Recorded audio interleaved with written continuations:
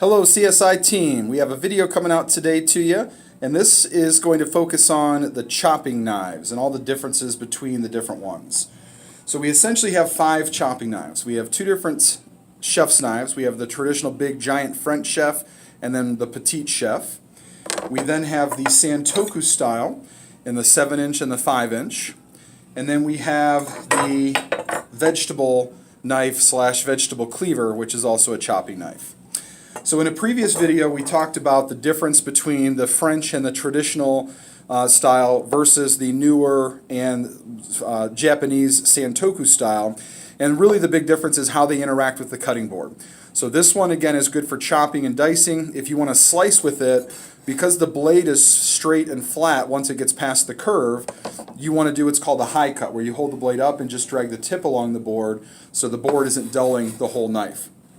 The Santoku style kind of does that for you. So it's a chopping and dicing knife, but it rocks here in the middle, so when I'm dragging it through things, I don't have to consciously hold it vertical. The tip catches the cutting board and kind of just keeps the blade up in the air. So that's really the big difference between the 2 styles of knives. As far as the French versus the petite chef, the French chef is a very popular knife, but it's also something that's a little bit big for most people. So just like the petite chef, you want to use more of the back of the blade. The French chef comes in handy not with smaller things like a carrot, but if I was doing a whole potato, where it gives me more leverage if I'm cutting something that's taller, versus the petite chef where I have to lift the blade up a lot higher because the food is tall compared to the length of the knife.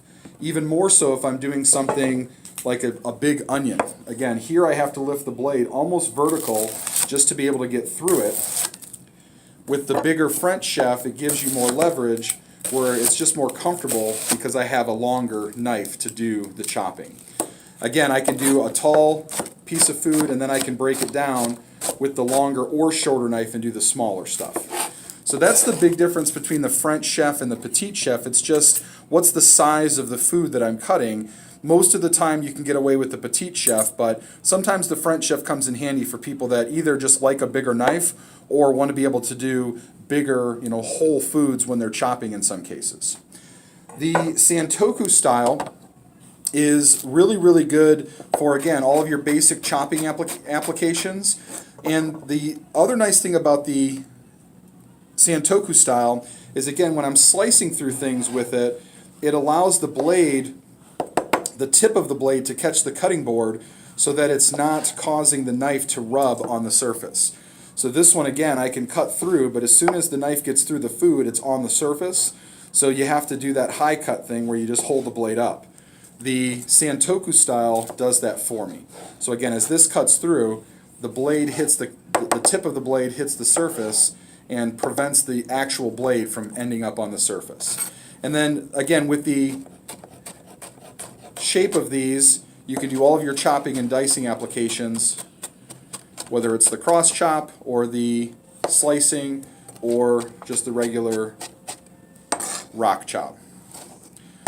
And then the vegetable cleaver, the big difference with the vegetable cleaver is that the blade is a little bit thicker through here. So once again, cutting something like a squash. If I cut a squash with either the French or the Santoku style knife, the blade instantly gets stuck into the food. So as I put it through here and I try to get it out even, it doesn't easily come out of the food. It gets stuck. The first thing that happens is it gets stuck into the food. Because it's super thin, these blades have what's called a concave grind, where they take the steel and they grind it out here so that as I'm cutting through a carrot, it's not shooting it across the room because the blade is really thin. The blade on the vegetable knife or vegetable cleaver is a little bit thicker through here. So this one, you can actually hear it as it goes into the squash. You can hear it splitting and pushing it apart a little bit. As opposed to the Santoku, it's silent because it's not pushing it apart and it's getting stuck fairly quickly in the food. Now it won't come out very easily. So you got to kind of wedge it out and get it out of there. So the vegetable cleaver is less a chopping knife and more of a vegetable cleaver, but then you can also use it for all your chopping applications because it has that long straight edge blade. So for harder things and thicker skinned things, and then you can also use it for finer things like herbs and little tiny stuff like that. The big thing that I use this guy for, which is the 5-inch Santoku, is sometimes it's nice just to have a little tiny light handed knife.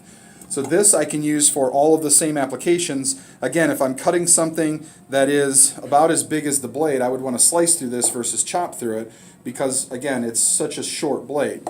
But for slicing through smaller things, and then if I'm doing something small, so little piles of herbs and garlic and onions and just little tiny stuff that you don't want to get a giant knife out, or if you just have a small surface area that you're cutting in, this guy's really nice. And then again with the Santoku, because it's wide, you can scoop and move the food around, which is a really nice feature of the Santoku chopping knives. So those are the basic differences between all the chopping knives. The biggest recommendation that I give to customers is let's play with each one and use them all so that you can figure out which one feels the best. They all do very similar things outside of the vegetable cleaver, which can do a little bit more as far as the harder foods are concerned. But the big thing is get them in their hand, let them practice and choose which one they're going to love and work best for them. It doesn't matter what I want them to get. What it matters is they get what they're going to love and use all the time. They're going to be happier with their tool, with their investment, and they're going to come back and buy stuff from you because they appreciate the service that you gave them and the time you took to help them figure out what is the best tool for the jobs that they need it for. Hope that helps. Have a great day.